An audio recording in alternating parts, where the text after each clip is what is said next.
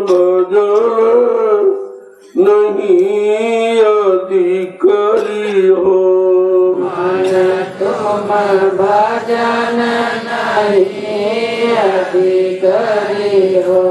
मन तुम भजन नहीं अधिकारी हो। मन तुम भजन नहीं अधिकारी हो। काय मन, जब तक तू नाम को नहीं भजेगा, इंद्रियों के भोगों को बसते बसते बहुत दिन हो गया, उसी में तू रम गया है, जिसके कारण तुम्हारा निकलना मुश्किल है। अब कहते तो भजन कर, नाम की कमाई कर, ये नाम की कमाई तेरे साथ आएगी, तो इसी का अभ्यास कर। सारे अभ्यासों को छोड़कर तो इसी का अभ्यास कर। समझा कि क्या कह रहे हैं? दो दिन रात के भव सागर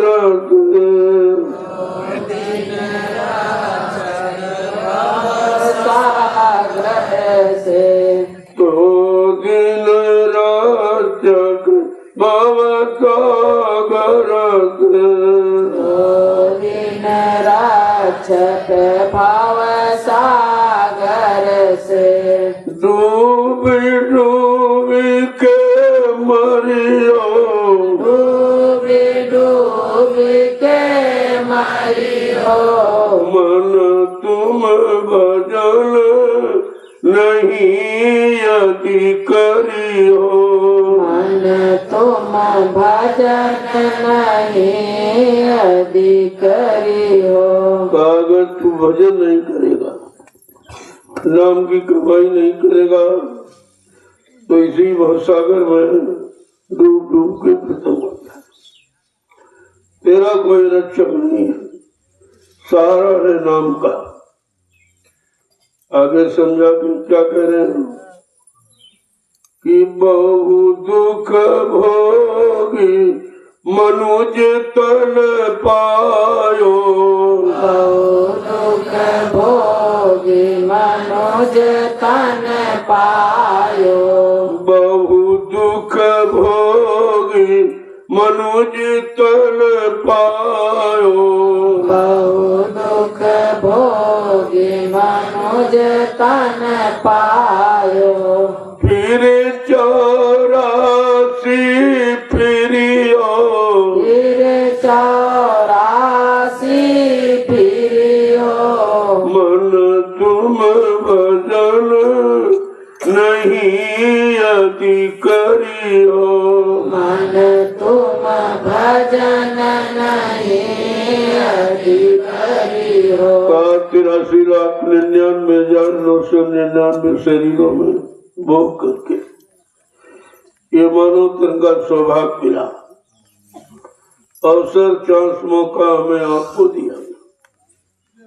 ये बीते जाओ, ये सब योनियां आपने भोगों में बिताई, कितने बाल बच्चे आपने पैदा किए, और अभी तुम्हारी हवीस पूरी नहीं हुई है। ये मानो तन निकलने को, संभलने को, प्रभु प्राप्ति को मिला, इसको तुम भोगों में लगाए। आगे क्या कह रहे हैं? बहुत दुख करके ये मानो तन आपको मिला, एक शरीरों में नहीं, 83,99,999 शरीरों में दुख ही भोगते रहे। भोगों में घुस करके बहुत दुख आपने उठाया, तब ये मालिक ने एक बार अवसर मनुष्य शरीर का हमें आपको दे दिया कि जाओ इसमें चेतो, चिताने वाले, जगाने वाले जब संत महापुरुष मिल जाएंगे तो उनकी शरण में जाना, उनसे खिदमत करना, प्रार्थना करना कि हमको इस 84 आपकी उंगलियों से छुटकारा दिलाती और कुछ मत मांगना। और तुमने मांग कर तो ये दुनिया बिताई है, लेकिन अब उससे कहना कि हमारी 84 काट दो।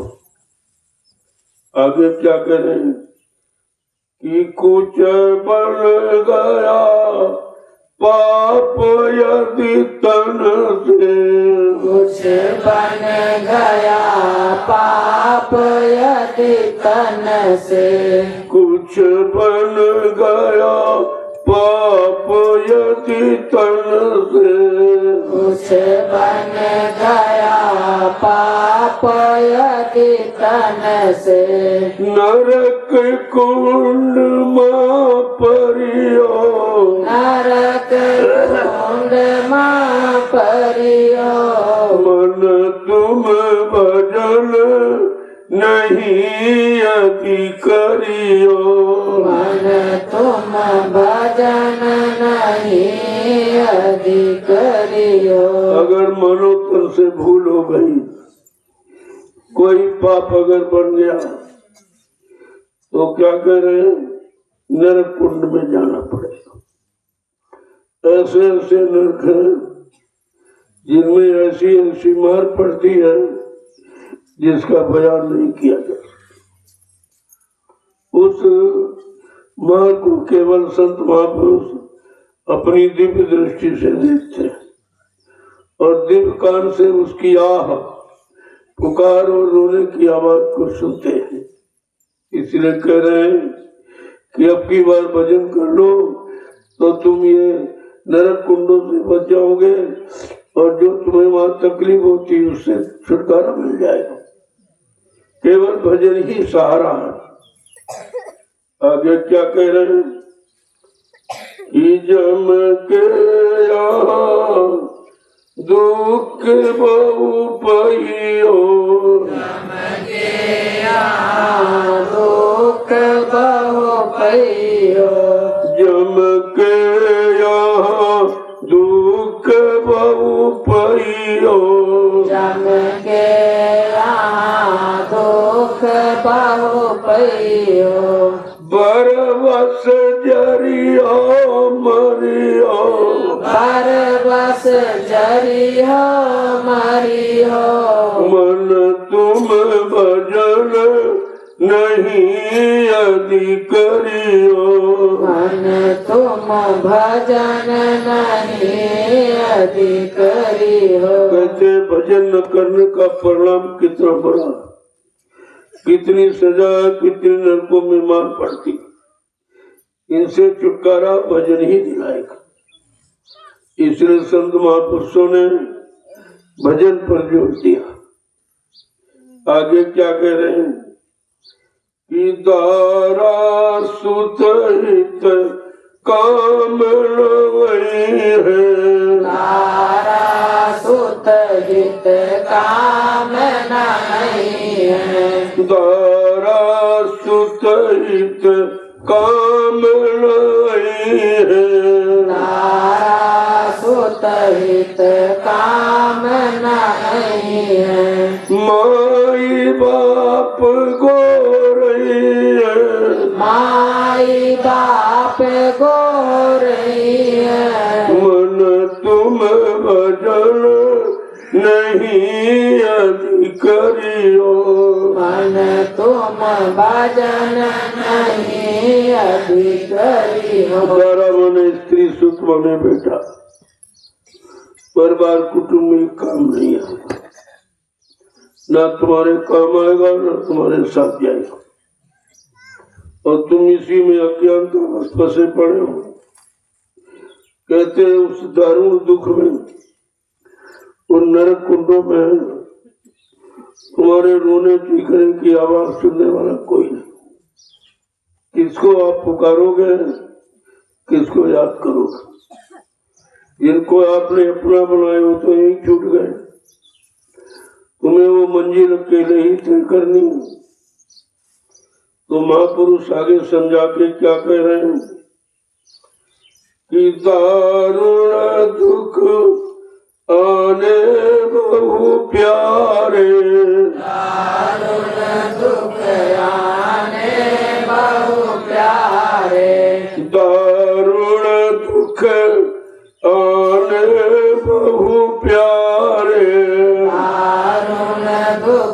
आने बहु प्यारे बहुत सागर कैसे तरी हो सागर कस तरियो मन तुम भजन नहीं यदि करियो मन तुम भजन नहीं अधिक करियो। प्यारे आगे बहुत दुख उठाना पड़ेगा अगर भजन नहीं करो। और भजन केवल मानव शरीर में होगा, पशु पक्षियों के शरीरों में जाकर आप भजन नहीं कर सकते। भजन करने का अधिकार तो मानव तन में मिला था। इसलिए अगर इस तन में आप चूक गए, भूल गए, तो नरक कुंडों की भारी मार को कैसे सुनो, इस भवसागर के पार कैसे जाओगे? आगे कह रहे समझा के कि रक्षक कौन तुम्हारा होगा, रक्षक कौन तुम्हारा होगा, रक्षक कौन तुम्हारा होगा, रक्षक कौन तुम्हारा होगा। गुरु का पंथ न धरियो, गुरु का पंथ न धरियो, मन तुम भजन नहीं यदि करियो, मन तुम भजन नहीं यदि करियो। आज जब उन नरक कुंडों में पहुंचोगे, उनसे बचाने वाला तुम्हारा कोई रक्षक नहीं, कोई रखवाला नहीं। गुरु के सिवा वहां रक्षा कोई नहीं करता, कोई जा ही नहीं सकता, तो रक्षा क्या करेगा? कहा जब तक गुरु के द्वारा दिए हुए रास्ते को नहीं अपनाओ, उस रास्ते पर नहीं चलोगे, जो तुम काम करो तो लोग मोह अहंकार के रास्ते पर चलकर तुमने अपना सब बिगाड़ दिया। और गुरु का पंथ जो जीवात्मा के कल्याण का है, उस रास्ते को जब तक नहीं अपनाओगे, उस पर नहीं चलोगे, तब तक तुम्हारा उद्धार कल्याण होने वाला नहीं। अन्न भवसागर से कोई निकाल पाएगा, न नरकों की मार को कोई बचा पाएगा। आगे क्या कह रहे हूँ कि अब की खोज किया नहीं सतगुरु, अब की खोज किया नहीं सतगुरु, अब की खोज किया नहीं सतगुरु, अब की खोज किया नहीं सतगुरु, फिर पीछे पछितई हो, फिर पीछे पछतई हो, मन तुम भजन नहीं यदि करियो, मन तुम भजन नहीं यदि करियो। अगर तुमने मानो तुमने सच्चे सदगुरु की खोज नहीं की, तो इस मार से कौन बचाएगा? जो ऐसी मार है जिसकी रोने चीखने की आवाज हजारों मील तक जाती, कोई सुनने वाला, वहां कोई जाएगा नहीं जिनको तुमने साथी बनाया, वो सब बीच में ही छूट जाएंगे। इसलिए कहा आपकी मानो तन पाकर अगर सच्चे सदगुरु की खोज नहीं की, कहते फिर आपको पश्चाताप होगा, बहुत पछताओगे कि क्योंकि ये तन फिर आपको मिलेगा नहीं, ये बार बार नहीं मिलेगा। ये तो 83,99,999 योनियों शरीरों में जीवात्मा ने मांगा, हमारी कई बार मानव तन का सौभाग्य, उसने सब देखा, मन के साथ बनी रही, देखती रही कि आखिरकार मन ऐसे कर्म क्यों करता है जो योनियों में भटकना पड़ता। तो देखा करे जन्म मरण के सिवा कुछ नहीं मिला, पैदा होता फिर मर जाता, फिर पैदा होता फिर मर जाता। सब जीवात्मा प्रार्थना करती कि हमारी एक बार मानव तन का सौभाग्य दे। हम किसी सदगुरु की तलाश करके अपने घर का रास्ता पूछ लूंगे, फिर अपने घर चली जाऊं, फिर यहाँ कभी नहीं आऊंगी। ऐसा क्यों कह रही? क्यों देख रही है कि नाक में दम हो गई हमारे, बार बार मरते मरते। जिन जिन शरीरों में गई, सिवाय जीने मरने के सिवा कुछ नहीं मिला। पैदा हुई मर गई, फिर पैदा हुई फिर मर गई, इसके सिवा कुछ मिला ही नहीं।